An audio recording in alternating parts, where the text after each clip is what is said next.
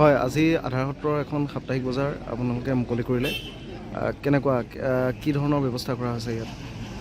আজি এই আধাৰ সত্ৰৰ যিখন আদৰ্শ বজাৰ আমাকে মাতিছিলে উদ্বোধন কৰিবলৈ, গতিকে আমি অত্যন্ত সুখী। আৰু বিশেষকৈ গোলাঘাট নগৰৰ সমীপতে থকা এই আধাৰ সত্ৰ এইখন এখন ইতিহাস প্ৰসিদ্ধ অঞ্চল, এই আধাৰ সত্ৰ বুলিলে। আৰু এই আধাৰ সত্ৰৰ য'ত আজি সাপ্তাহিক বজাৰখন আৰম্ভ হৈছে, এইটো ধুদৰালি, ঐতিহাসিক ধুদৰালি কাষত। আৰু এই অঞ্চলটো এটা সময়তো আহোম যুগতো বেপাৰ বাণিজ্য অঞ্চল আছিলে, যেনেকৈ আজি ব্ৰিটিছ পিৰিয়ডৰ যদি আমি আৱৰঘাটৰ কথা কওঁ। গতিকে এই অঞ্চলটোত বিশেষকৈ কৃষি প্ৰধান দেশ।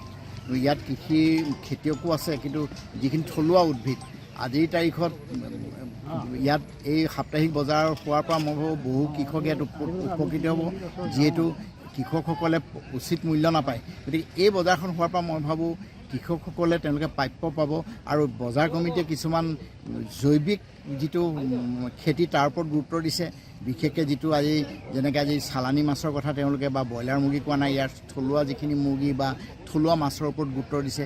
ই এটা বজাৰ সমিতিৰ কাৰণে এটা প্ৰশংসনীয় পদক্ষেপ। মই বোলো এনেকুৱা ধৰণৰ আদৰ্শ বজাৰে অনাগত দিনত অসমৰ বিভিন্ন প্ৰান্ততো গঢ়ি উঠিব।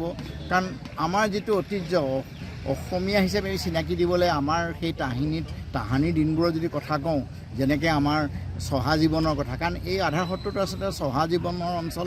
গতিকে মই ভাবোঁ এই বজাৰখন হোৱাৰ পৰা বিশেষকৈ স্থানীয় লোকৰ লগতে যদি ইয়াৰ প্ৰসাৰ বাঢ়িব, তেতিয়া মই ভাবোঁ ইয়াৰ যিটো দাঁতিকাষৰীয়া অঞ্চল আছে, আজি চীনাতলীয়ে কওঁ বা ইয়াৰ আগৰ যদি খেনচোৱা কথা কওঁ বা আমাৰ খাওঁতলীৰ কথা কওঁ, বা এই বৃহত্তৰ অঞ্চলটোৰ তেলিখাল আছে ইয়াৰ ওচৰত। গতিকে এই অঞ্চলটোৰ মই ভাবোঁ উপকৃত হ'ব। হয়, ধন্যবাদ।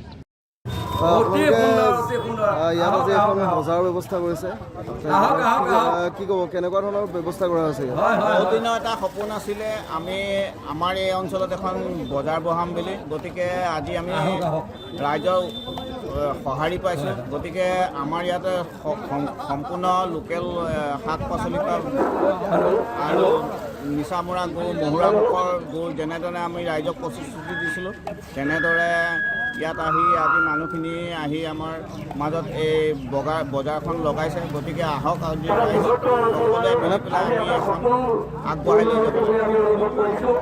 প্ৰথম দিনাই অভূতপূৰ্ব সঁহাৰি লাভ কৰিছে আপোনালোকে? হয় হয় হয়। কিমান অঞ্চলৰ পৰা মানে ইয়াত বিক্ৰেতা আহিছে এতিয়ালৈকে?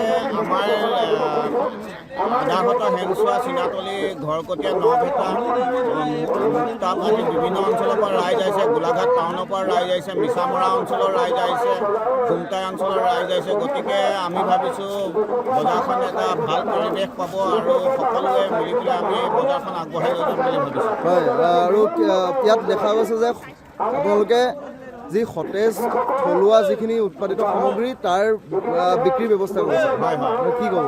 আমি ইয়াত যিখিনি ধনচিপাত উৎপাদিত সামগ্ৰী, শাক পাচলিৰ পৰা ধৰি মিছামৰা যি এটা চেনি নথকা গুড়, মহুৰা মাছৰ মাছ, সেই সতেজ বস্তুখিনি ইয়াত আমি ৰাইজে উলিয়াইছে। গতিকে আমি ভাবিছোঁ এখন আদৰ্শ কৃষক বজাৰ হিচাপে আমি সেইকাৰণে নামাকৰণ কৰিছোঁ, যাতে আমি সম্পূৰ্ণ বস্তু এটা মানে যিখিনি আমাৰ লোকেল ঘৰুৱা বস্তু সেইখিনি আমি ইয়াত উৎপাদিত কৰি ৰাইজক আমি যোগান ধৰিম বুলি আশা কৰিছোঁ।